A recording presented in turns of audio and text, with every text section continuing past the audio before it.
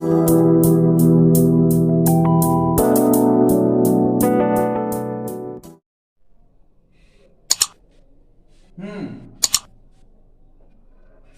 Number 20 है, in a bank principal increases continuously at the rate of R% per year, find the value of R if ₹100 doubles itself in 10 years. मतलब कि 100 रुपए जो है 10 साल में क्या होता है, डबल हो जाता है in 10 years. log 2 equal to 0.6931। तो हमें आर की वैल्यू फाइंड करके बतानी है कि वह किस रेट से बढ़ रहा है। ठीक है बेटा, तो देखिए मान लेते हैं कि let principal be, principal amount be P and जो रेट है, rate is R and T, time is T, time is T. ये हमने इसमें कंसीडर कर लिया। अब यह कर रहे हैं कि जो प्रिंसिपल है वह कांस्टेंट रेट से बढ़ रहा है, मतलब कि rate of change of principal, मतलब ये क्या हो जाएगा, डीपी अपान में dt, टाइम के रिस्पेक्ट में उसका प्रिंसिपल क्या हो रहा है, इंक्रीज हो रहा है। और किस रेट से बढ़ रहा है, तो R% के रेट से बढ़ रहा है। तो R% का मतलब कितना हो गया बेटा, R% का मतलब हो गया R अपान में 100 और इनटू में P। तो ये आपका एक डिफरेंशियल इक्वेशन बन के आ गया। कांस्टेंट रेट से प्रिंसिपल जो है ये कांस्टेंट रेट से क्या हो रहा है, इंक्रीज हो रहा है, और वह रेट क्या है, तो R% है। R% से प्रिंसिपल जो है इंक्रीज हो रहा है। अब यहाँ पे क्या करेंगे, P को dP के नीचे और dt को मैं राइट साइड में ट्रांसफर कर देता हूं। तो ये आपका मिल जाएगा dP अपान में dt, dP अपान में P इक्वल टू R अपान में 100 इंटू में आ जाएगा dt। ये कुछ ऐसा आ गया। अब इसको दोनों तरफ हम क्या करें, इंटीग्रेट कर दे बेटा। दोनों तरफ इसको अगर इंटीग्रेट कर दिया जाए तो क्या मिलेगा, यहाँ पे देखो, इंटीग्रेटिंग ऑन बोथ साइड, ये इंटीग्रेट कर दिया तो इसका तो हो गया log ऑफ p, इसका तो log p हो गया, और इधर r अपान में 100 क्या हो गया, बाहर हो जाएगा, t के रिस्पेक्ट में कांस्टेंट है, और इंटीग्रेशन क्या हो गया, dt, integration of dt plus में एक कांस्टेंट लगा देंगे c। अब ये हो जाएगा r अपान में 100 इंटू, और 1 का t के रिस्पेक्ट में इंटीग्रेशन कितना हो जाएगा, t प्लस में c। ये हमें मिल गया log of p equal to, इतना समझ में आया क्या बेटा, ये समझ में आ गया क्या आप लोगों को? सर dt डायरेक्ट बाहर निकल गया है, dt डायरेक्ट बाहर, इंटीग्रेशन से सर डायरेक्ट बाहर dt के से। तो r अपान में 100 ना t के रिस्पेक्ट में करना है, तो r अपान 100, r तो कांस्टेंट होगा ना बेटा। सर r तो निकल गया, हाँ। dt का इंटीग्रेशन t कैसे हो गया? अरे वाह, कि पहले तो 1 का इंटीग्रेशन क्या होता है बेटा, बताओ तो जरा। सर 1 dt है तो t होगा। तो वही तो लिखा है, अगर dt है तो t होगा। हाँ हाँ, ओके सर, ओके सर। हाँ मैं भी सही है। हाँ सर। अब यहां से अगर मैं इस लॉग को हटाऊं, तो ये पूरा का पूरा किस में आ जाएगा बेटा, ये पूरा का पूरा किस में आ जाएगा, e की पावर में आ जाएगा। तो देयरफॉर p इक्वल टू क्या मिल जाएगा, e की पावर RT अपान में 100 प्लस में c। ये ऐसा लिखा जा सकता है, इक्वेशन 1। ठीक है, ओके सर। तो ये हमने एक डिफरेंशियल इक्वेशन बना दिया। अब ये कह रहा है कि 10 सालों में जो अमाउंट है, जो 100 रुपए है, वह बढ़ के कितना होता है, डबल हो जाता है। मतलब इनिशियली कितना है, इनिशियली का मतलब क्या हो गया, एट t इक्वल टू 0 पे जो p है वह किसके बराबर है, 100 के बराबर है। ठीक है बेटा, p जो है 100 के बराबर है, तो रख दो इसमें। तो देयरफॉर p के प्लेस पर रखते हैं 100 इक्वल टू e की पावर r इंटू में t के प्लेस पे 0 अपान में 100 प्लस में आ जाएगा c, ये ऐसा बन गया। अब ये कुल मिलाकर के हो गया e की पावर 0 प्लस में c। ठीक है बेटा, ये समझ में आ गया क्या? ये समझ में आ गया, यानी कि e की पावर c आ गया, e की पावर c 100, e की पावर c इक्वल टू कितना हो गया 100 हो जाएगा।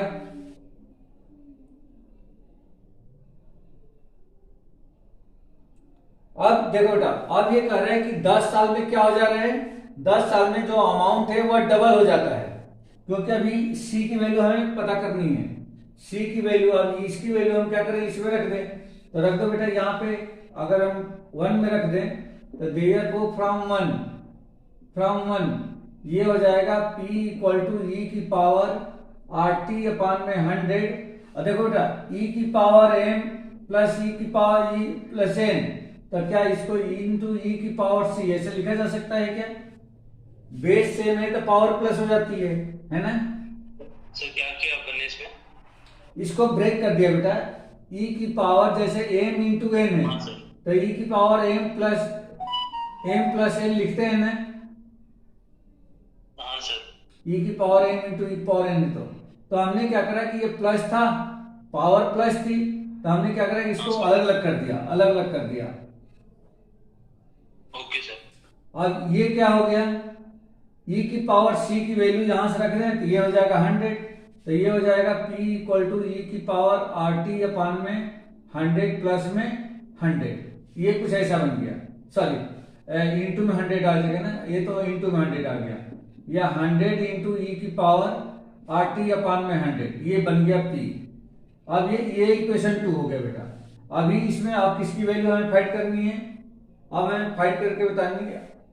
r चाहिए, तो इसके लिए क्या करें, at t equal to 10 year, उसमें लिखा है कि 10 ईयर में जो p है वह क्या 2p के बराबर हो जाता है, यानी कि 100 रुपये डबल हो जाता है।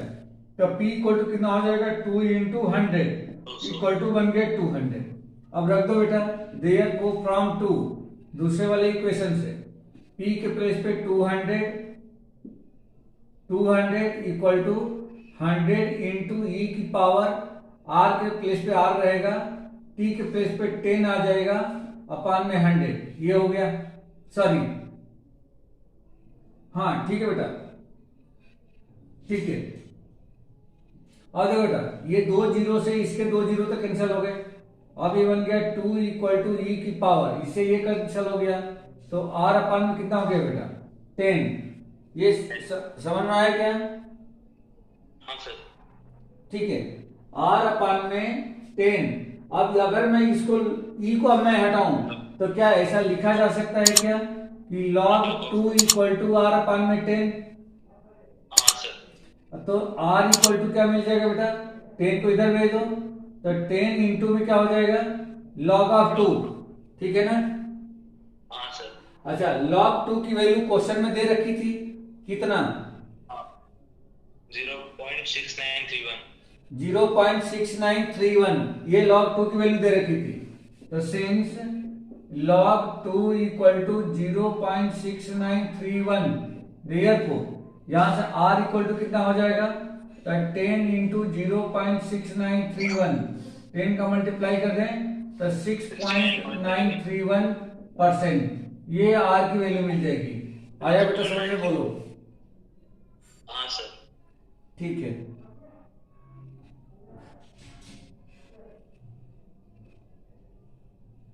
तो ये परसेंट हो जाएगा। अगर हम 3 को छोड़ना चाहें तो इसको ऐसा, 1 को छोड़ना चाहें तो r इक्वल टू 6.93% भी ले सकते हैं, ये आंसर लिख सकते हैं। ठीक है बेटा, समीर आया समझ में?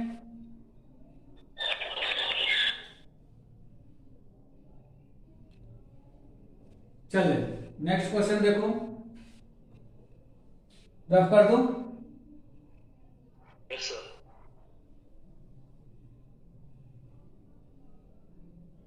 आज तो क्लियर है ना? हाँ सर, आज क्लियर है, आज प्रॉब्लम नहीं है इतनी। क्या हुआ था सर फिर उसमें? हाँ कुछ गड़बड़ हुआ था यहाँ से, मतलब मेरे यहाँ से नहीं, नेटवर्क में इशू चल रहा था। अच्छा, वो कंपनी का जहाँ से बिल हाँ लगा उधर से हो रहा है। हाँ। नेक्स्ट क्वेश्चन देखिए बेटा, question number 21।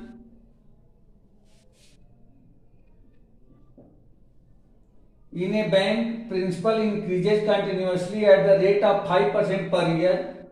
An amount of rupees 1000 is deposited with this bank. How much will it worth after 10 years? कितना हो जाएगा? जबकि e की पावर 0.5 इक्वल टू दे रखा है 1.648। ये हमें बताना है। यहां भी वैसे ही मान लेते हैं कि let P and T be the principal and time respectively. Let principal B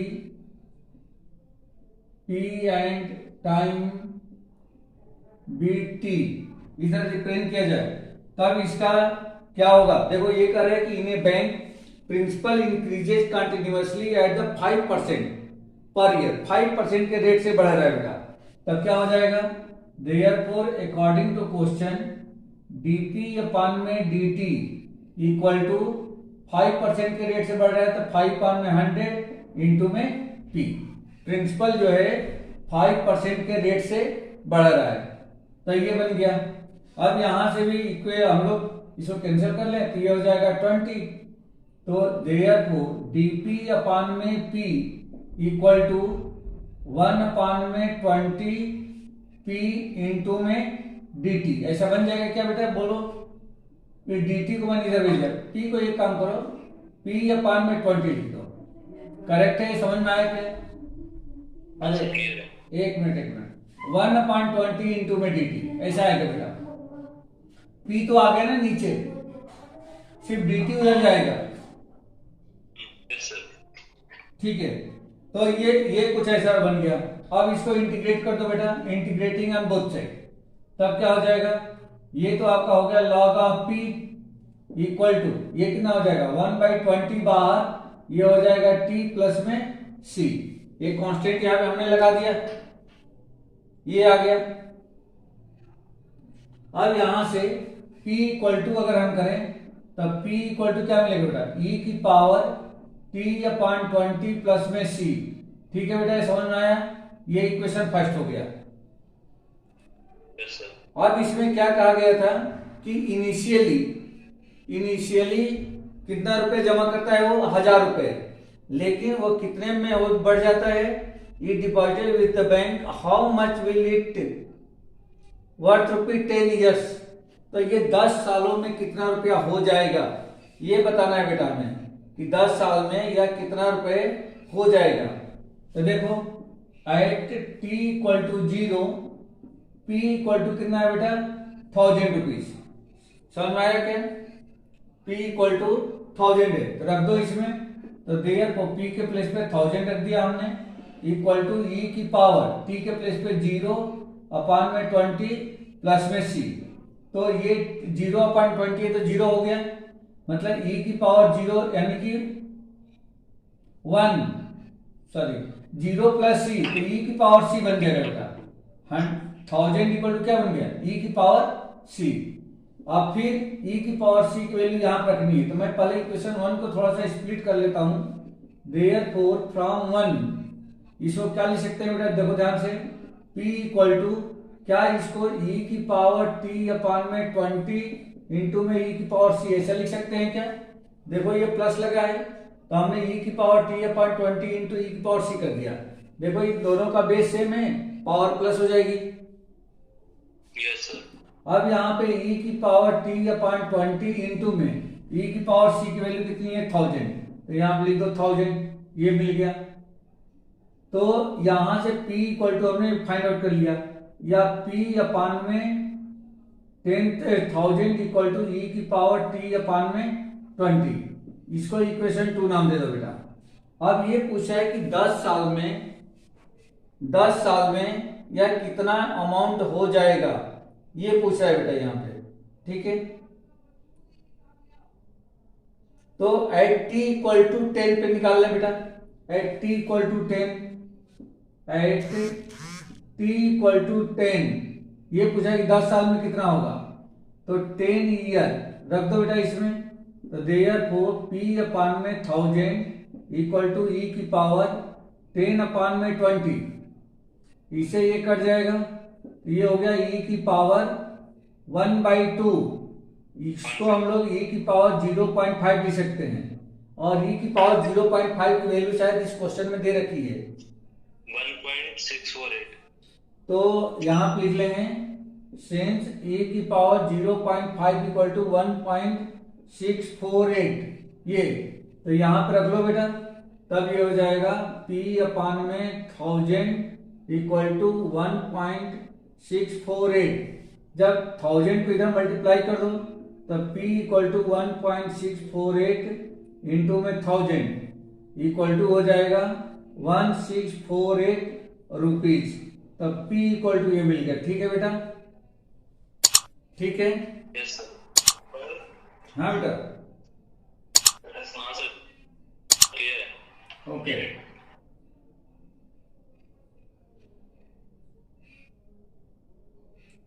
चलिए क्वेश्चन नंबर 22, इस एक्सरसाइज का सबसे गंदा क्वेश्चन।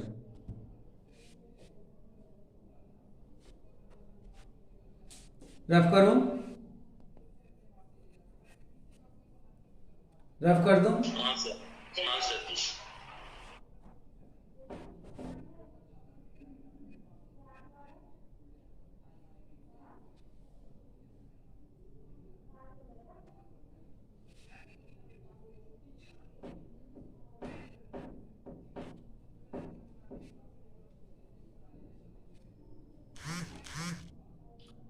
देखिए ये क्वेश्चन दे रखा है, in a culture the bacteria count is 1 lakh, the number is increase by 10% in 2 hours. मतलब बैक्टीरिया जो है 1 लाख है और वह 2 घंटे में 10% बढ़ जाते हैं। In how many hours will the count reach 2 lakh, मतलब कि डबल हो जाएंगे। If the rate of growth of the bacteria is proportional to the number present, मतलब उसमें जो ग्रोथ रेट है वह किसके प्रोपोर्शनल है, तो जितना उसमें प्रेजेंट में जितनी बैक्टीरिया है उसी के प्रोपोर्शनल में है। तो देखो बेटा question number 22, let y be the number of bacteria, let y be the number of bacteria at any instant t,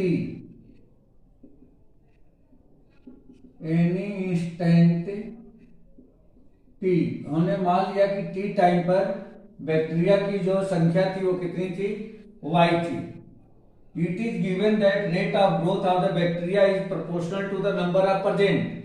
तो इसका मतलब क्या हो गया कि इसकी जो रेट है बढ़ने की, यानी कि dy अपान dt वह डायरेक्टली प्रोपोर्शनल है किसके, तो प्रेजेंट में जो बैक्टीरिया है, तो प्रेजेंट में बैक्टीरिया कितना है, y है, तो dy upon dt proportional to क्या हो गया, y।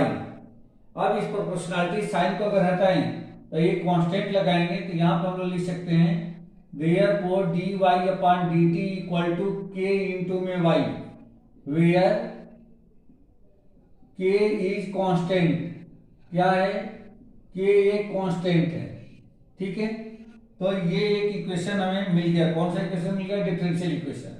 अब इसको इंटीग्रेट करने के लिए y को dy के नीचे ला दो, dt को राइट साइड भेज दो, तो ये हो जाएगा dy अपान में y equal to k into में dt। दोनों तरफ इंटीग्रेट कर दो बेटा, तो ये हो जाएगा आपका log of y equal to kt plus में। अब यहाँ, हाँ बेटा बोलो। सर वो अपने इक्वेशन कैसे बनाई? ये इक्वेशन हमने इस तरह से बनाया कि यहाँ पे क्या बोला गया था बेटा, यहाँ पे ये बोला गया था कि जो बैक्टीरिया की रेट है इंक्रीज करने की, वह प्रेजेंट में जितनी बैक्टीरिया है उसी के डायरेक्टली प्रोपोर्शनल है। तो प्रेजेंट में बैक्टीरिया हमने कितना कंसीडर किया है बेटा, बोलो, y। और रेट में बढ़ने को हम लोग क्या लिखेंगे, dy अपन dt लिखेंगे। तो dy upon dt directly proportional to present bacteria means y। वही तो लिखा है। हाँ सर, फंक्शन इक्वेशन वो के कहाँ से है? हाँ, प्रोपोर्शनैलिटी साइन को जब इक्वल टू में चेंज करते हैं तो क्या करते हैं?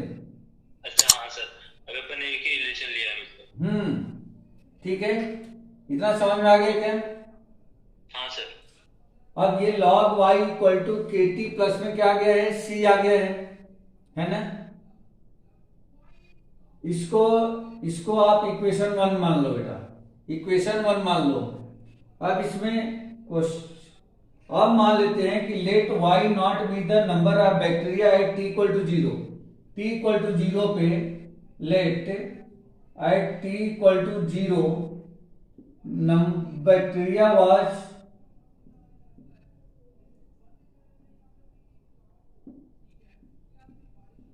Bacteria was Y not. हमने मान लिया कि इनिशियली बैक्टीरिया की संख्या कितनी थी? वाई नॉट थी। तब उस सिचुएशन में अगर इसमें रख दिया जाए तो y की जगह पे हमें क्या लिखना है? Y not. Therefore log of Y not, y के प्लेस पे वाई नॉट लिख दिया, equal to k into T की जगह पे 0 लिख देंगे प्लस में c। Therefore c equal to क्या मिल गया बेटा? c इक्वल टू Y log of Y not, ये मिल गया।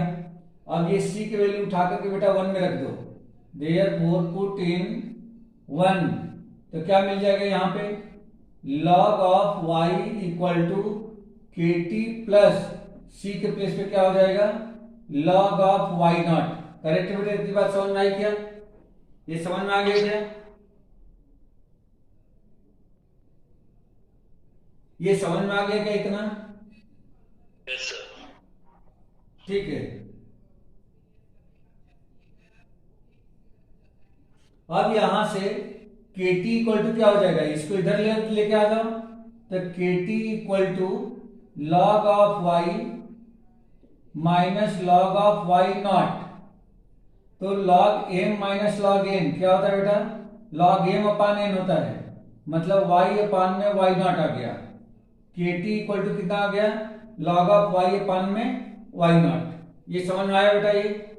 ये समझ में आ गया? Log M minus log N की आइडेंटिटी लॉग एम अपान में एन, ये हमने अप्लाई कर दिया है। अब इसमें और दिया गया है, also it is given that the number of bacteria increase by 10% in 2 hours. Since number of bacteria increased by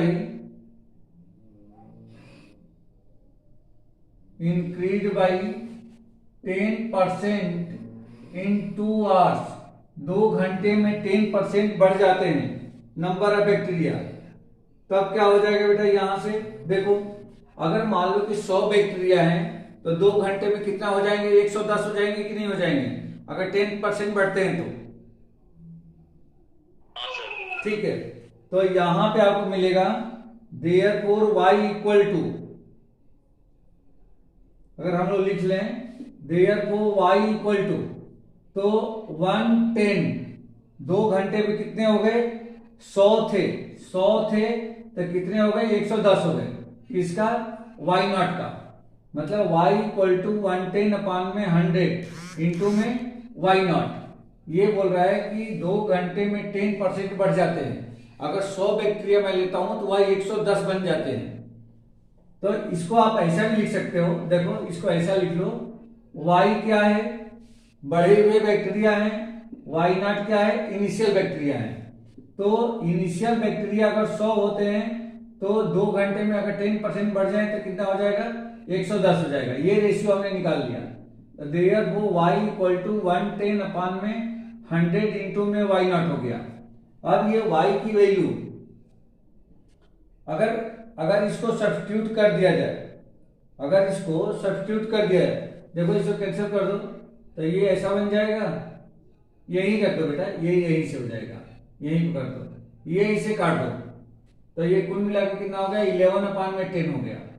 y अपान में वाई नॉट की वैल्यू इसके प्लेस पे रख दो बेटा, y अपान में वाई नॉट। इसको इक्वेशन 2 दे देता हूं, पुट इन 2 इसमें रख दो तो देयरफॉर के टी इक्वल टू क्या मिल जाएगा? Log of log Y upon में वाई नॉट, वाई अपान में वाई नॉट की वैल्यू कितनी आई है 11 अपान में 10। ठीक है बेटा, ये समझ में आ गया ना। यहाँ पे वाई अपान में वाई नॉट की वैल्यू यहां से हमने उठा करके इसमें रख दिया है। ठीक है बेटा। कितने घंटे में हुआ, कितने घंटे में हुआ बेटा, तो ये 2 आवर्स में, तो टी की जगह पे क्या लिख दें इंटू में 2, टाइम 2 आवर्स है, तो ये हो जाएगा। तो देयर को के इक्वल टू क्या मिल गया बेटा, के इक्वल टू इस 2 को राइट साइड भेज दो, तो 1/2 इंटू लॉग ऑफ 11 अपान में 10, ये के की वैल्यू मिल गई। अब ये के की वैल्यू उठा करके बेटा यहां पर रख दो इसमें, ये के प्लेस पे, तो के की वैल्यू अगर उठाकर रख दें यहाँ पे, तो देयर को फ्रॉम 2, क्योंकि हमें ये के कांस्टेंट था, के को हटाना है, तो क्या मिल जाएगा के प्लेस पे अगर मैंने रख दिया 1/2 into log of 11 upon 10 into में T equal to log of y upon में y naught, log of y upon में वाई नॉट, ये ऐसा हो गया। तो देयर को टी इक्वल टू क्या हो जाएगा, टी इक्वल टू, देखो पहले 2 को तो मैं भेज देता हूं तो इधर चला जाएगा, 2 into log of y upon में वाई नॉट होल अपान, और ये लॉग 11 अपान 10 इसके नीचे आ जाएगा, तो ये हो जाएगा लॉग ऑफ 11 अपान में 10। ये कुछ ऐसा बन गया। आया बेटा, ये समझ में आ गया ना। इसको इक्वेशन 3 रख लो बेटा, इक्वेशन 3। और ये करे कि now let the time when the number of bacteria increase by 1 lakh to 2 lakh, यही पूछ रहा है उसमें कि कब इनिशियल में 1 लाख थे तो 2 लाख कब हो जाएंगे। तो ये लिख रहे हैं late the time when the number, late the time when the number of bacteria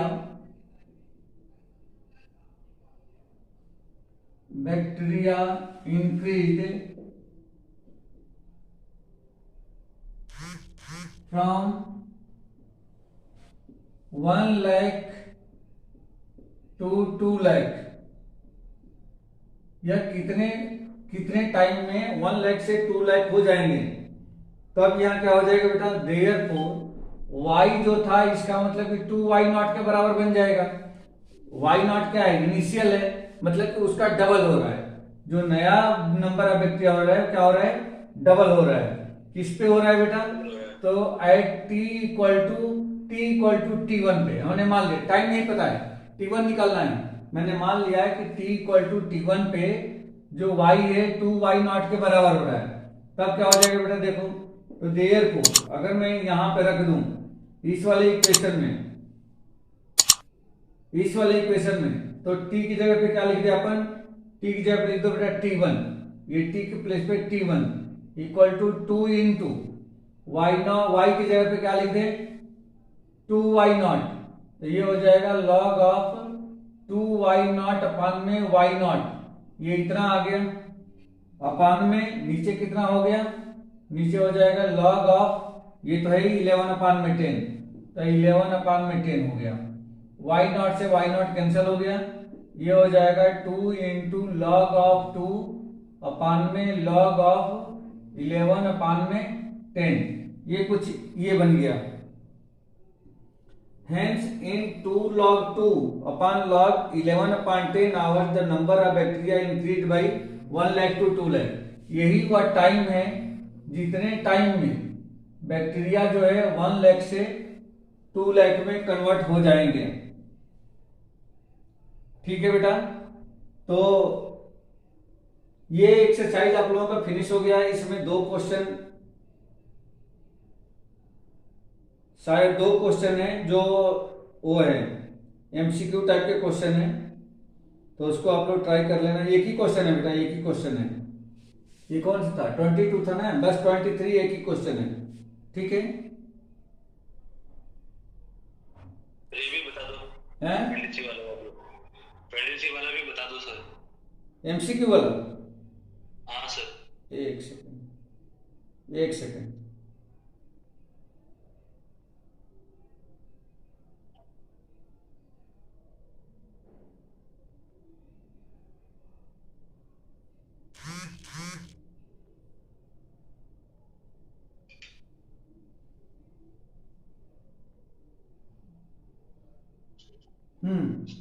इसमें दिया गया है कि general equation of the differential equation dy upon dx equal to e power x plus y, इसका जनरल इक्वेशन फाइंड करना बेटा।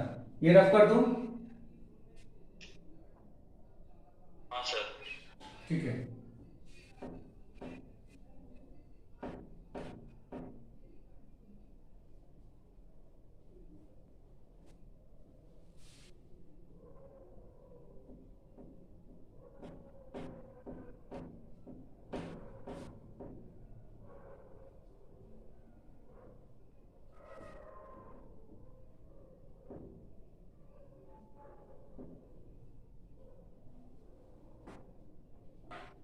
Differential equation दिया गया है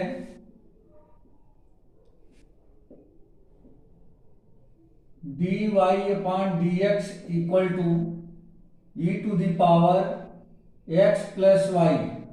इसका जनरल इक्वेशन फाइंड करके बताना है जनरल इक्वेशन क्या होगा। तो क्वेश्चन सिंपल है सर। हाँ, नहीं ब्लर हो रहा है, एक बार देख लो।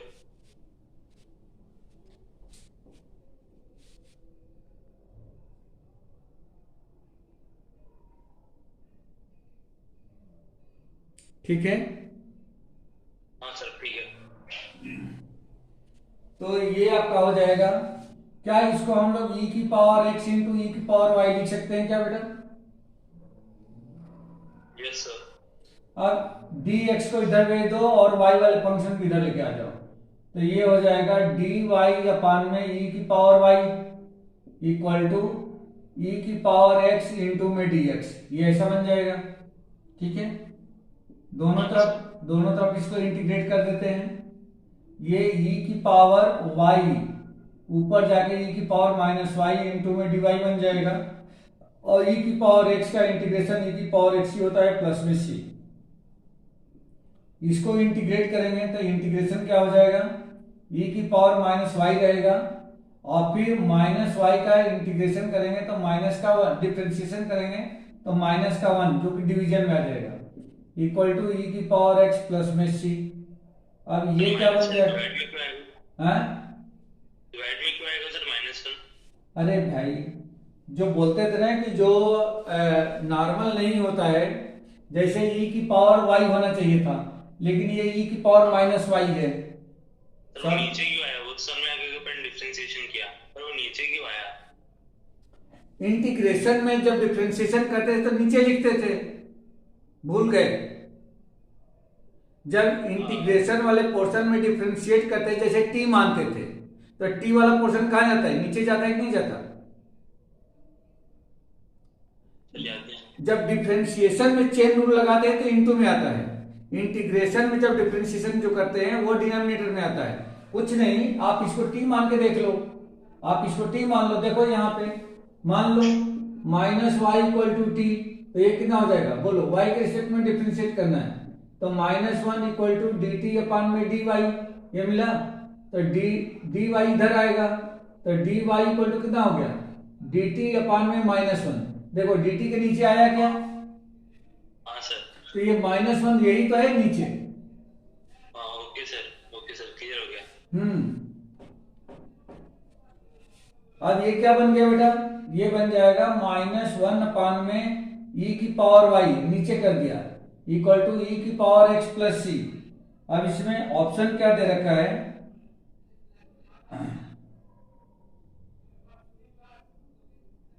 ऑप्शन में दे रखा है e की पावर x प्लस सी की power minus y equal to C. तो इसको सिंप्लीफाई करो बेटा, इसको सिंप्लीफाई कर लो, ऊपर ही रहने दो, कोई बात नहीं, ऊपर ही रहने दो। माइनस ई की पावर माइनस वाई, ऐसा रहने दो। इसको भी उधर भेज दो तो e की पावर x प्लस e की पावर माइनस वाई प्लस में c इक्वल टू 0, या e की पावर x प्लस e की power minus y equal to minus का c। बट ये माइनस c तो कांस्टेंट है, इसको हम फिर प्लस कर सकते हैं, कोई इशू नहीं है उसमें। e की पावर x प्लस e की power minus y equal to क्या हो जाएगा? c डैश, यहां पे लिख दो c dash equal to minus का c। यही आंसर है बेटा इसका। अब इसमें ऑप्शन अगर हम देखें तो e की पावर x प्लस e की power minus y, option A is correct, ये ऑप्शन करेक्ट है बेटा इसका। ठीक है,